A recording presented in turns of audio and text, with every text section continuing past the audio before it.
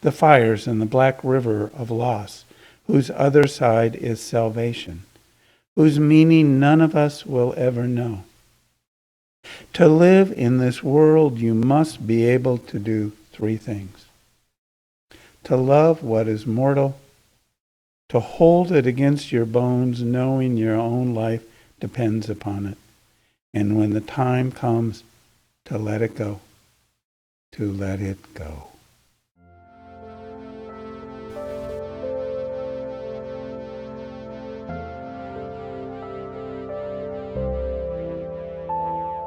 I invite you now to join me in a simple movement meditation, and I believe I've shared it with many of you before.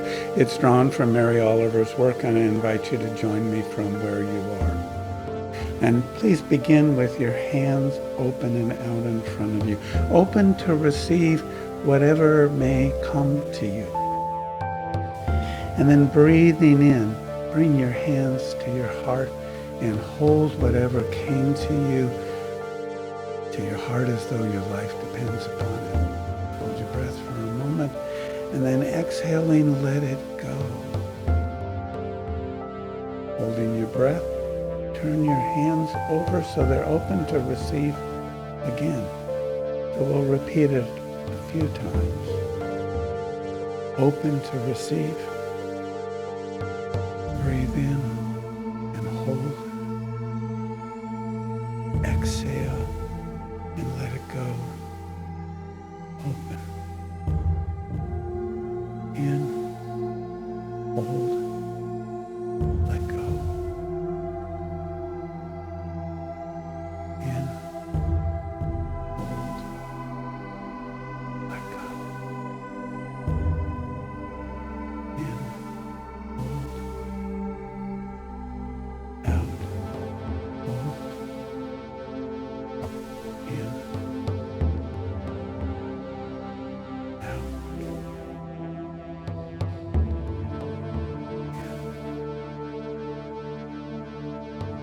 Out. A couple of times in silence.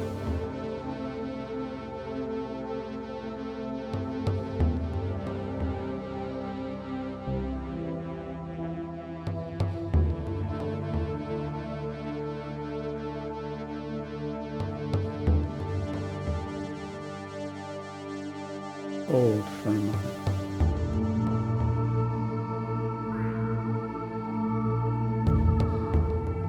Take one big cleansing breath in and then out. Thank you.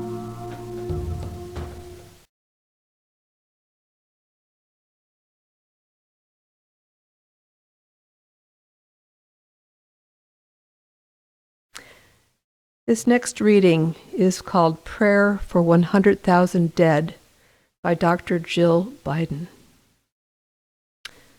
As the ventilators turn off, 100,000 last breaths blow through our towns like a hurricane. Even with the windows boarded up, families safe at home, we feel the walls shake, feel the gale move through us, cracking the joists and struts that hold us together. It sounds like asking for forgiveness, a missing laugh, replaying a voicemail again and again. There are so many empty streets, so many people left behind like damaged homes, stained with water lines of loss. Still, we keep standing. We learn the lessons of grief, kindness, compassion, even though it seems impossible, faith. So on this day, when the bodies are too many to count and too heavy to carry, we lay them down and lift our voices. We pray for every life now gone, every sibling, friend, neighbor, every childless parent and parentless child, for every American who has run out of prayers. Give us the heart to heal and comfort each other through painful times. Give us the strength to witness when we want to look away. Give us the courage to grieve, remembering that we are a family no matter where we live or what we believe. Give us the humility to know that our lives are a gift we give to each other, and then we must work to make this better. Give us the breath to use our voice, to pray without ceasing for the people we love, to speak true and kind words, to say that you are not alone. Give us the mercy to forgive ourselves, to see the rubble around us with clear eyes, to rebuild and reimagine a nation, finally, truly, of life, liberty, and justice for all. Amen.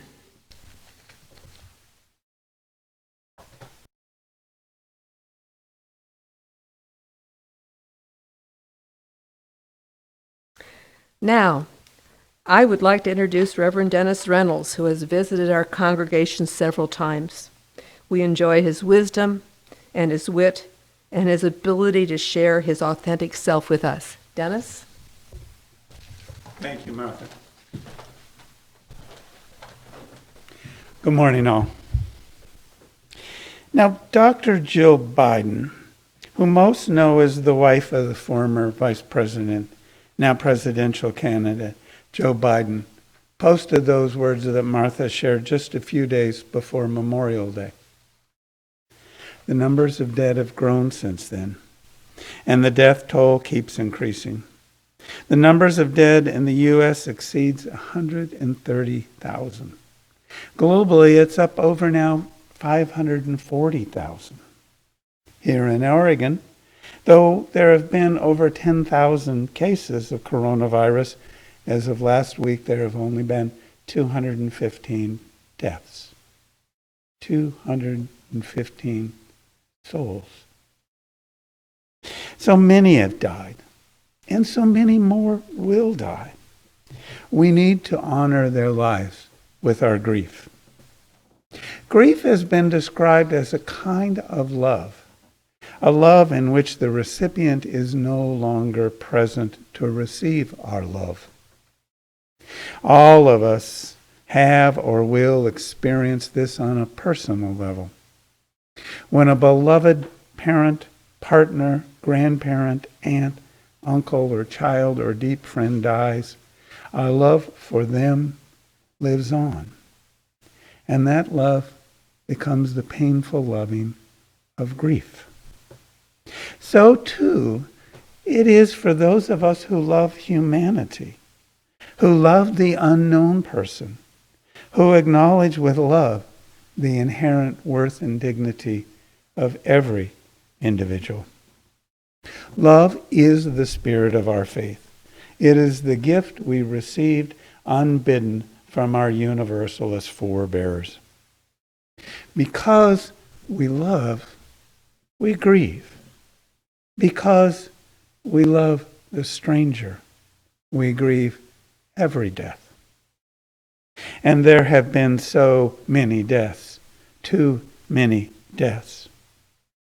Here in the southern part of Oregon, though, we have so far been spared the worst ravages of the disease. Few of us know people who have contracted the disease or have died, yet we grieve for our faraway, beloved fellow human beings. We grieve, too, our loss of a feeling of general safety and the ability to live our lives without fear.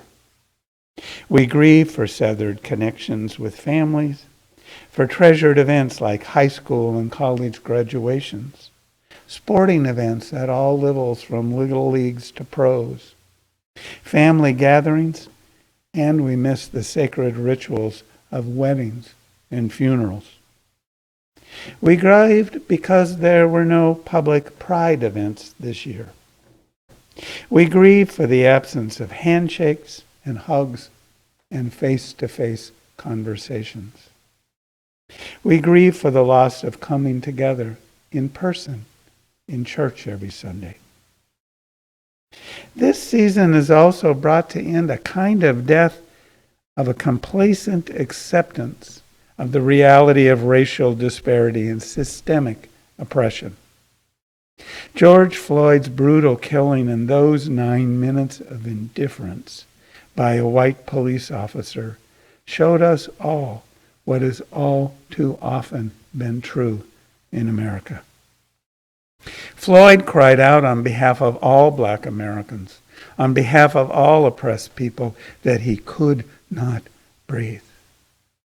All too often, too many people cannot breathe.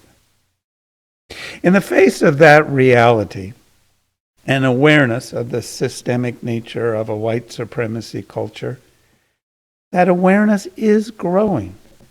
So we mourn too the death of previous, more comfortable beliefs. We mourn the death of a dream and an illusion of equality. It is so very much a time for grieving. And we are advised by wise teachers that grief comes in stages.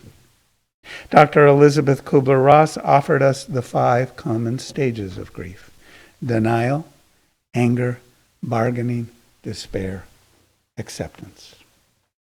Kubler-Ross advised that these stages need not occur sequentially, and we may be experiencing more than one stage at a time. Robert Weiss, in a recent Psychology Today online posting, wrote, "Today we are all grieving. We are grieving the loss of our freedoms, a predictable future, and the lives and roles left behind in our communal rush away from the coronavirus. All of us are fearful about work, health, our families, and our shared future in ways that were unimaginable just a short time ago.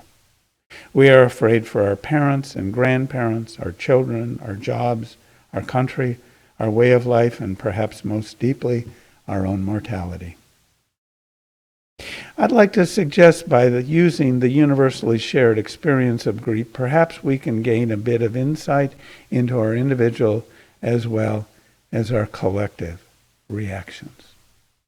So let's go through the 5 stages with Dr. Wise. Denial is the intellectual and emotional rejection of something that is clear and obvious. Denial, in this time, might be manifest in phrases like, "It's like the flu, which people get every year and many die. The whole thing is overblown. It's a hoax, an effort to make our president look bad. I'm not old, immune compromised, susceptible to lung ailments, so I'll be fine. It will not come to my town or my community," we might say. Wise reminds us too about anger. The feeling of anger is empowering. We move towards anger in an attempt to gain control over our fears. Rather than accepting and dealing with the problem, we turn hostile, blaming others, engaging in power struggle, externalizing the issue, and refusing to comply with the rules. I'd suggest that some examples of such anger can be, "It's all China's fault. It's the World Health Organization's fault. It's clearly someone else's fault. It's all spreading because of the damn protests. I don't care what the governor of my state says about sheltering in place or wearing a mask. I'm going to work. I'm going to a party. I'm going to the beach, and I'm not wearing that silly mask." Bargaining, Weiss says, occurs when denial breaks down and we start to acknowledge reality, but we're not ready to give up the illusion that we still have some control. We try to find an easier, less painful way out. Today, bargaining sounds like, "I can gather with others and I don't need a mask or social distancing if I'm outside. I just need to wash my hands. This will all be over, well, if not by Easter, certainly by summer, or by the fall, or by my scheduled wedding date." I just need to stay away from people who look sick. I won't go to New York or Texas or Florida. Despair. Despair occurs when reality fully sets in, when there is no room for denial. There is a sense of hopelessness, a feeling that we are fully disempowered and all is lost. We engage in self-pity. We think nothing can help now. Our attempts at bargaining haven't worked. Today, despair sounds like, I can't go to work. I can't earn money. This epidemic is the new normal. My business, my industry will not survive. I am high risk and likely to die alone. No one will come to help. Acceptance. Acceptance, Weiss reminds us, occurs when we finally acknowledge and surrender to the facts, whatever those facts happen to be. When we reach this stage, we can stop denying and fighting reality, and we can start dealing as effectively as we can with what has happened and what is happening. In our times, in the face of the coronavirus, acceptance sounds like, I can't control the pandemic, but I can do my part by sheltering in place, washing my hands, wearing a mask, and doing things that help me to stay positive. The fact that I can't leave my house doesn't mean my life has to stop. I can work from home, and I can still connect with my friends and family via the phone and the internet. I can enhance my skills with Zoom and Skype and FaceTime to make all that possible. I can also enjoy the extra time I have with my spouse, my kids, my pets. I can establish a pod, a bubble of close friends who all are careful and connect just with each other. I can spend more time in the garden or out of doors where I can safely social distance. Finally, the world is going to change, but maybe, just maybe, when this is all over, we might have learned to be kinder to each other. David Kessler, who worked closely with Kubler-Ross, has lifted up a sixth stage of meaning. He titles it meaning.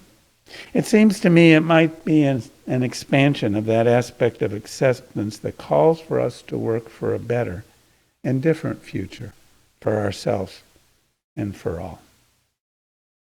Deep acceptance of the reality of what we grieve is, to me, much like the core of Buddhist teaching, which affirms that tragedy and death and discord are real. And we do little through our denial, anger, bargaining, or despair to change anything. On the contrary, they only increase our suffering. Acceptance, true acceptance, when we sit with it and do not deny the fundamental truth of what is, can provide a place for the seeds of compassion and love to sprout and to grow. Such growth is possible when we accept and when we seek new meaning and new possibilities. So let's just sit with it for a time.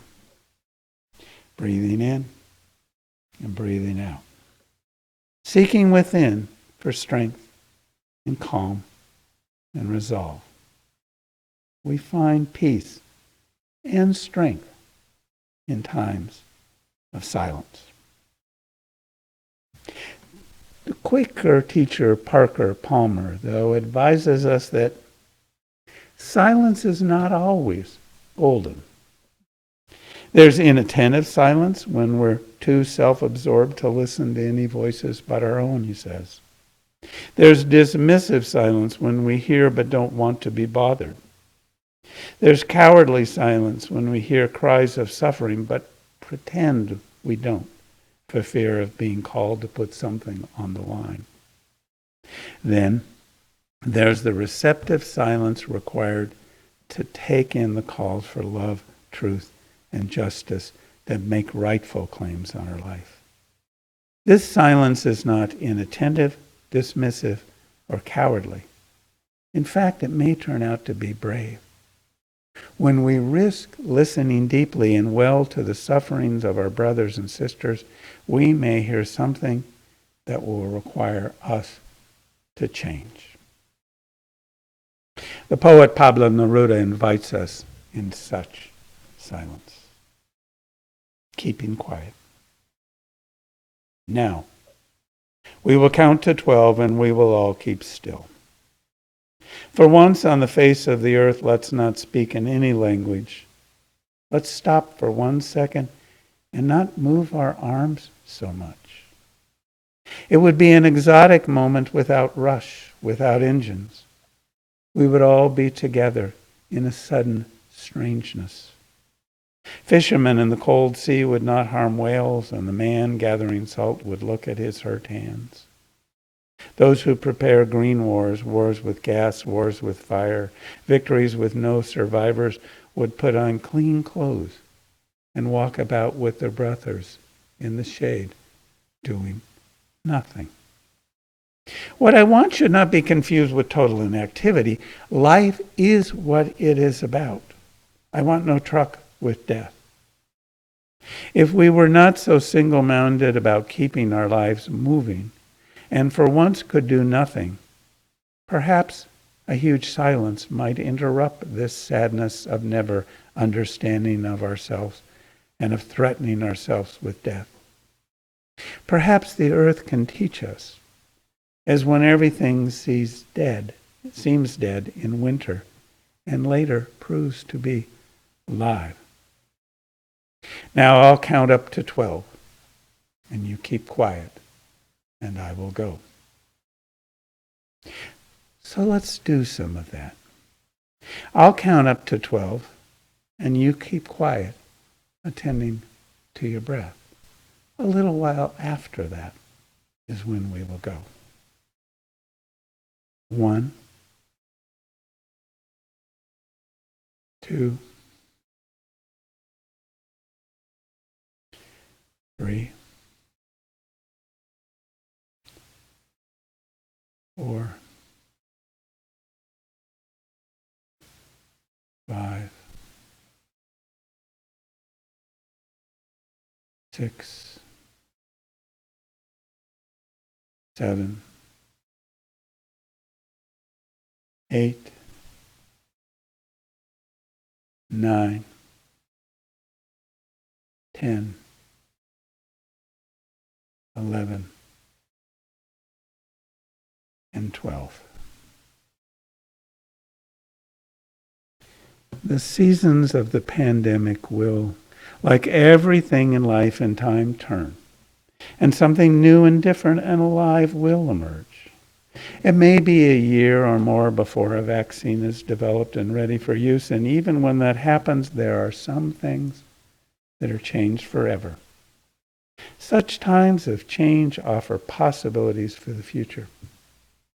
We remember that the Great Depression led to the New Deal, a commitment to security and well-being for all. That deal included things we now take for granted, like unemployment insurance and Social Security. Might the current crisis offer an opportunity for renewal? We also, though, need to remember that the aftermath of a crisis can lead to race baiting and autocratic controls, as happened in post-Depression Germany. The writer Rebecca Solnit, in a New York Times opinion piece titled "Who Will Win the Fight for a Post-Coronavirus America," affirms that every disaster shakes loose the old order. What replaces it is up to us. She asks, will this catastrophe bring back the social safety nets that have been gutted for 40 years? Will it make the case for universal health care? As consumer spending free falls while whole populations stay at home, will we redefine what is necessary and important, and how people's needs are truly met? Will addressing climate change seem different in a world where air travel and consumption of consumer goods and of fossil fuels has been significantly curtailed? A world in which it is more possible to imagine sweeping change because so much is already altered. No one has the answers to these kinds of questions, yet because what so many disasters tell us is that the outcome is not foreordained. It depends on what we do. And that depends on how we read what's happening and what we value and how that changes in a time of stunning upheaval. Along with the struggle to overcome a disaster comes a struggle to define what it means. The two struggles are inseparable, and out of them a new order emerges. This morning, I ask, what can you do? What will you do to breathe into existence a new order of possibilities, a new world of possibilities? Is it staying the course yourself and urging others to stay safe as we continue to struggle to contain this pandemic? Is it renewed commitment to electoral political activism locally and through phone banking and letter writing in so-called battleground states? Is it increased financial support for organizations led by people of color who are fighting for the true change and genuine equality? Is it providing more food and greater beauty in one's own garden and then sharing it with friends and neighbors and the local food bank? Is it growing one's own understanding and knowledge through shared study of the reality of white supremacy and learning to be an engaged anti-racist? Is it reaching out to others to both buoy spirits and expand true dialogue? Tom Ewell, a Quaker friend of mine from Whidbey Island, shared in his weekly blog post this past week a story about how, during the Vietnam War, an American journalist was excited to have an interview in France with the noted Vietnamese peace activist Thich Nhat Hanh. But as she queued up her then state-of-the-art cassette tape recorder, it kept jamming. And a couple of cups of tea later, she became more and more agitated and frustrated with her new technology. Sound familiar? When she finally left and the room was quiet, Thich Nhat Hanh remarked, "Americans cannot be peacemakers until they learn how to breathe." May we together continue to learn and to love so that we may breathe into being a world where all can breathe. May it be so.